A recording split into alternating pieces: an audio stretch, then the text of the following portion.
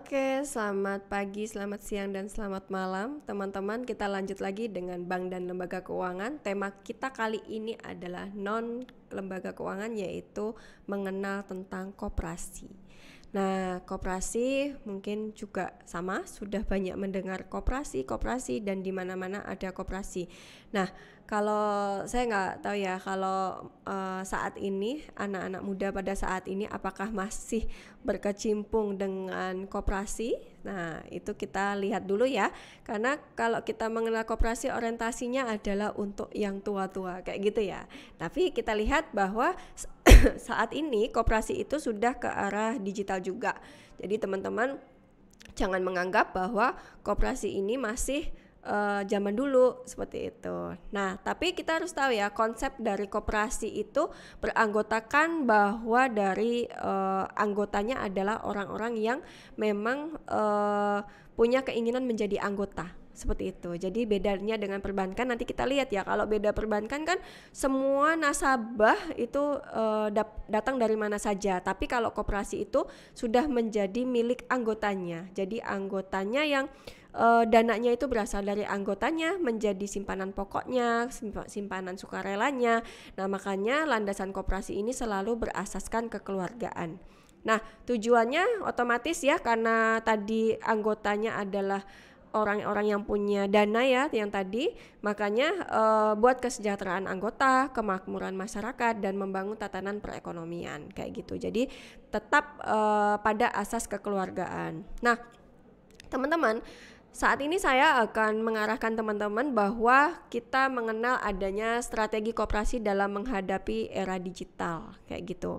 Nah, ketika digitalisasi sentuh koperasi ya, banyak koperasi yang memang sudah melakukan layanan secara digital, tetapi beberapa penelitian yang dilakukan ada yang bahwa koperasi itu dia sudah mau melakukan transformasi ya ke arah digital, tetapi masalahnya adalah anggota-anggota yang ada di dalamnya itu tidak mau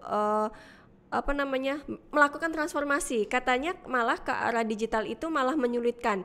Nah, setelah diteliti kenapa ya gitu kan, karena belum ada regenerasi. Mereka itu anggota-anggotanya yaitu anggota-anggota yang usianya memang sudah familiar dengan kebiasaan konvensional yang sangat biasa. Jadi ada beberapa koperasi yang masih orientasi atau mindsetnya adalah saya mau yang manual saja, tidak mau yang ke arah digital. Nah, makanya itu kementerian sudah berusaha ya, bagaimana upaya mereka untuk peningkatan pelayanan digital khususnya untuk di koperasi. Jadi perkembangan teknologi digital ini tidak hanya di perbankan, tetapi di lembaga non keuangan kayak koperasi ini juga lagi digencar-gencarkan untuk perkembangannya. Jadi kalau kita lihat di data Kementerian Koperasi dan UMKM ya, karena koperasi ini di bawah Kementerian Koperasi dan UKM per November masih tahun 2020, ekosistem digital koperasi itu masih sangat rendah.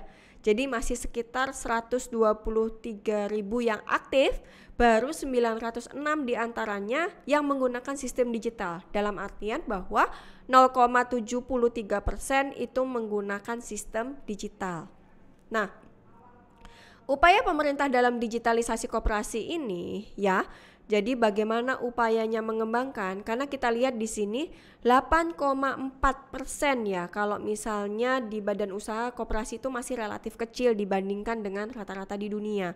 Di dunia itu 16,3%. Jadi kalau dibilang faktornya adalah stigma pada koperasi itu badan usaha yang sudah usang, nyaris tidak tersentuh oleh modernisasi apalagi digitalisasi, sehingga di sini Menteri Koperasi dan UKM selalu berupaya bagaimana cara meningkatkan koperasi ini ke arah digital. Ya tadi kan awalnya mereka melakukan penelitian di beberapa koperasi, kenapa sih mereka nggak mau berubah?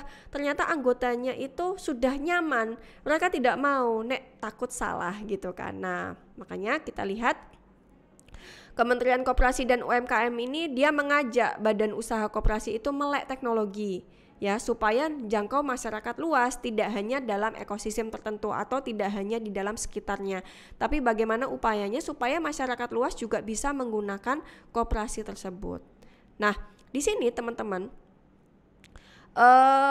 targetnya dari Kementerian Koperasi dan UKM itu biar koperasi dapat kontribusi 5,5% dari PDB, maka tahun 2024 ini ya dibandingkan kontribusinya baru 5%.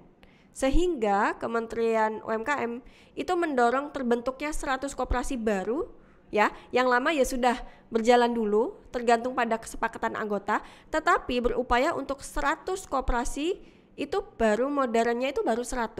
Tapi di tahun 2024 Kementerian Koperasi menargetkan sampai 400 unit. Ya, ada peningkatan di 400 unit untuk ke arah digitalisasi. Nah, kenapa? Sama seperti halnya yang lain, bahwa kalau misalnya kita beranjak ke koperasi digital, maka semuanya dilakukan secara online atau daring ya, menjangkau masyarakat luas. Anggota koperasi juga mudah dengan simpan pinjam digital, tidak ribet menjadi anggota, proses cepat seperti itu. Jadi berusaha untuk melek teknologinya itu, berusaha dari Kementerian Koperasi memberikan sosialisasi kepada masyarakat dan anggota koperasi pada khususnya. Nah, di sini koperasi di mata milenial juga masih susah untuk pendekatannya, sehingga bagaimana upaya koperasi ini di mata milenial, mereka menggerakkan para generasi milenial untuk apa sih sebenarnya yang diinginkan oleh generasi milenial supaya koperasi ini bisa ke arah digital. Oh, ternyata mereka juga menginginkan bahwa fasilitasi di koperasi itu ke arahnya digital. Jadi mempermudah mereka dalam melakukan pembayaran juga, bertransaksi, berbelanja. Nah, seperti itu mereka mengarahkan seperti itu. Jadi mereka melakukan penelitian bahwa koperasinya generasi milenial itu juga maunya adalah berbasis digital, berbasis pada kebutuhan mereka. Lifestyle mereka diseimbangi dengan bagaimana cara mereka bertransaksi, melakukan pembayaran apapun, melakukan transaksi apapun. Seperti itu ternyata teman-teman.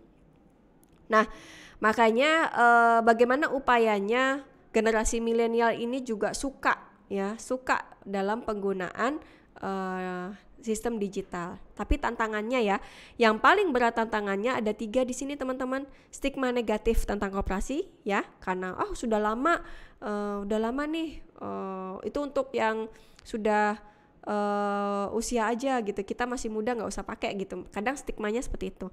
Kemudian bisnis online dengan sistem koperasi juga belum ada, terus koperasi berbasis digital juga masih sedikit. Itu jadi tantangan di koperasi di era digital gitu ya.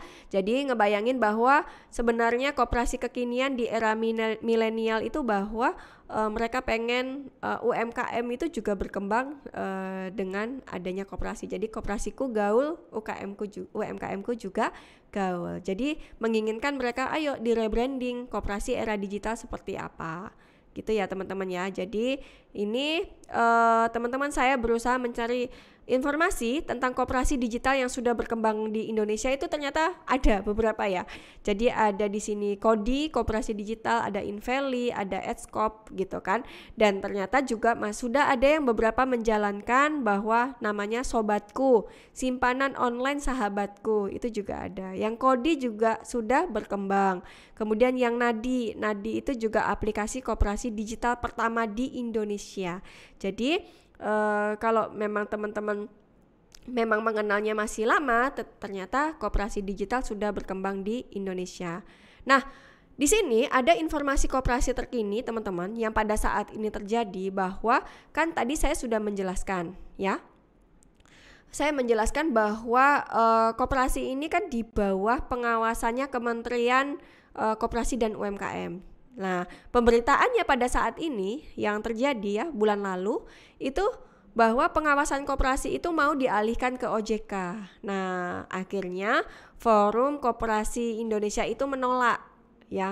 Jadi karena basisnya mereka itu apa? Tadi asasnya kekeluargaan, kebutuhannya adalah kebutuhan dari para anggota. Jadi itu yang menjadi tantangan mereka. Mereka akan mempertahankan bahwa pengawasan koperasi itu tetap di bawah Kementerian UMKM. Mereka tidak mau di bawahnya OJK. Nah, ini sedang diskusikan di dalam forum bahwa mereka tolak rencana pengawasan koperasi di bawah OJK. Seperti itu teman-teman.